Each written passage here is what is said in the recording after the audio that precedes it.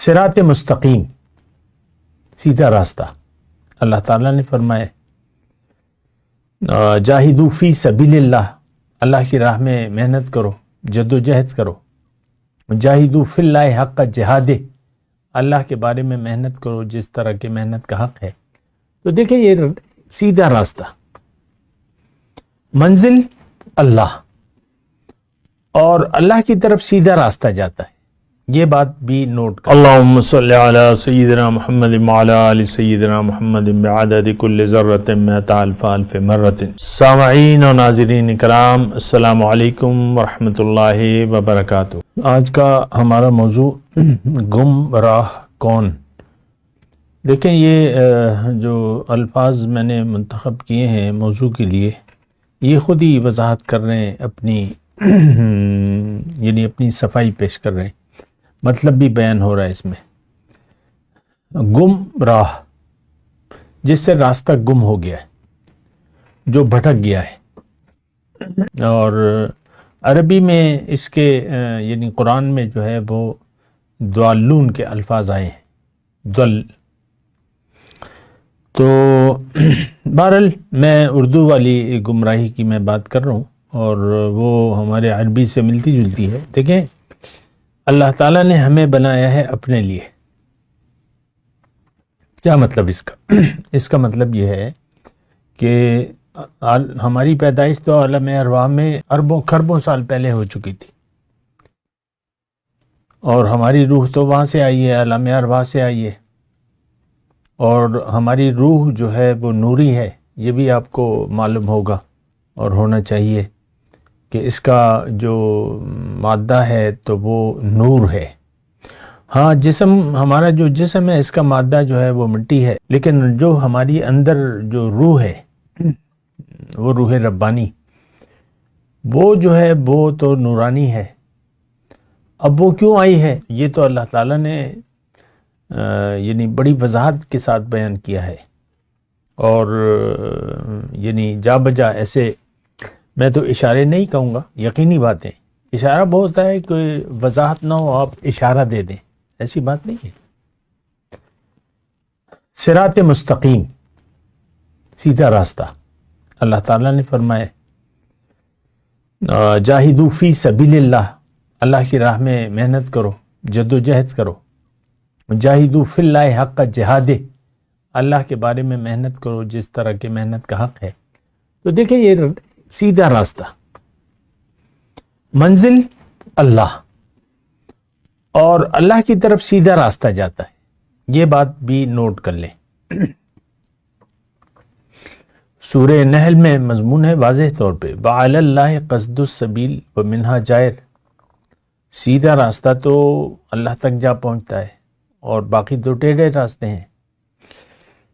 تو ایک راستہ، یہ ہم جب اسکول میں تھے، ریاضی جو مضمون لازمی تھا ہمارا، تو اس میں یہ وضاحت تھی کہ ایک نقطے سے دوسرے نقطے تک صرف ایک خط کھینچا جا سکتا ہے، اور وہ خط مستقیم ہوگا، باقی جتنے بھی ہیں وہ ٹیڑھے ہوں گے۔ یہ بڑی اچھی وضاحت ہے۔ صراط مستقیم، خط مستقیم، سیدھا راستہ۔ اور اللہ تعالیٰ نے خود فرمایا کہ سیدھا راستہ تو مجھ تک آ پہنچتا ہے، یعنی اگر ہم نے اللہ تک پہنچنا ہے، جو کہ اللہ تعالیٰ ہماری منزل بھی ہے، تو یہاں میں رک کے تھوڑی سی یہ بات بھی کروں گا کہ ہم تو منزل بھٹک گئے ہیں، ہم نے منزل بنا لیا ہے دنیا کو، اور دنیا کے لیے دنیا کو مدعی زندگی بنا کر دنیا کے راستوں پر کوشش کر رہے ہیں، اور ساری کوششیں ہماری دنیا کے لیے ہیں، اور دنیا ہمارے لیے اہم ہے۔ دیکھیں بات ہوتی ہے اہمیت کی، اور ہماری انسان کی یہ فطرت ہے، یعنی عام زندگی میں ہم آپ لے لیں کہ ہم جو اہمیت کی باتیں ہیں وہ پہلے کرتے ہیں، اس کو ترجیح دیتے ہیں، پہلے کرنا۔ مثال کے طور پہ ایک کاروباری شخص ہے، وہ اپنے شہر سے دوسرے شہر مثال کے طور پہ مردان سے لاہور جاتا ہے، وہاں بہت سی اشیاء اس کو لینی ہیں، لیکن وہ جو ضروری چیزیں ہیں وہ پہلے خریدتا ہے، پھر باقی جو وقت بچ جاتا ہے تو اس میں باقی چیزیں اس پر غورتا ہے، تو ضروری کام ہم پہلے کرتے ہیں، یہ ایک عام ہماری عادت ہے۔ تو دیکھیں مثال کے طور پہ اب یہ ایسی مثالیں ہیں جس کو آپ یعنی سن کے یعنی مجھے نہیں معلوم کیا محسوس کریں گے۔ بچہ جب پیدا ہوتا ہے تو پیدائش پہ خوشی تو ہوتی ہے، اب پیدا ہو گیا تو پہلا کام اس کو خوراک دینا ہے، کوئی بھی چیز دیں یا گٹی دیں یا کوئی بھی چیز دیں، اس کے بعد جو ہے وہ دودھ ہے، خوراک۔ تو یہ تو نہیں ہوتا کہ آپ ایک دن تک بچے کو بھوکا رکھیں کہ جب بس آ گیا ہے جی بس بہت اچھا ہوا، یہ ہوا وہ ہوا، نہیں، آپ اس کی خوراک کی فکر کرتے ہیں، اس کی یہ ترجیح ہے اس کی خوراک۔ دنیا میں جب تک وہ نہیں آیا تھا تو اس کا رزق تو اس کو مل رہا تھا، لیکن جب ماں سے اس کا سلسلہ منقطع ہو گیا تو اس کو خوراک دینی ہے۔ یہ میں ویسے ہی آپ کو مثال دے رہا ہوں۔ تو یہ ہر جگہ یعنی ہر سطح پر آپ ضروری کام پہلے کرتے ہیں۔ اچھا، دنیا اللہ تعالیٰ نے بنائی ہے کس کے لیے؟ ہمارے لیے۔ ہمیں کیوں بنایا ہے؟ دنیا کے لیے؟ بالکل غلط ہے، دنیا کے لیے تو نہیں پیدا کیا ہمیں، ہم تو وہاں تھے یعنی عالم ارواح میں تھے، اور نہ وہاں بھوک تھی اور نہ کچھ تھا، نہ کچھ تھا۔ اللہ تجوع فیہا ولا تعرا، تو یہاں پر آ گئے تو یہ دیکھنا ہوگا کہ کیوں اللہ تعالیٰ نے ہمیں عالم ارواح سے یہاں بھیجا ہے۔ ایک تو یہ دیکھیں، اس میں شاخ در شاخ باتیں نکلتی ہیں یہ گمراہی کے موضوع میں، لیکن میں کوشش کروں گا کہ یعنی ایک مناسب بات آپ کے سامنے پیش کروں۔ تو ایک تو یہ ہے کہ ہمیں یہ دیکھنا ہے کہ اپنی حقیقت کو، کہ میں کون ہوں۔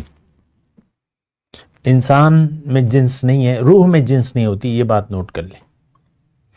ہاں البتہ دنیا کا نظام چلانے کے لیے ایک روح کو اللہ تعالیٰ عورت کا جسم دے دیتا ہے اور ایک کو مرد کا جسم دے دیتا ہے، یہ سلسلہ ہے، اس پہ میں نہیں جاتا۔ یعنی ارواح کا سلسلہ قائم رکھنے کے لیے اللہ تعالیٰ نے ایک مرد اور ایک عورت، اسی طرح آپ دیکھیں بیلنس ہے، تقریباً آبادی جو ہے تقریباً بیلنس ہے، ہوگا 19-20، اس سے فرق نہیں پڑتا۔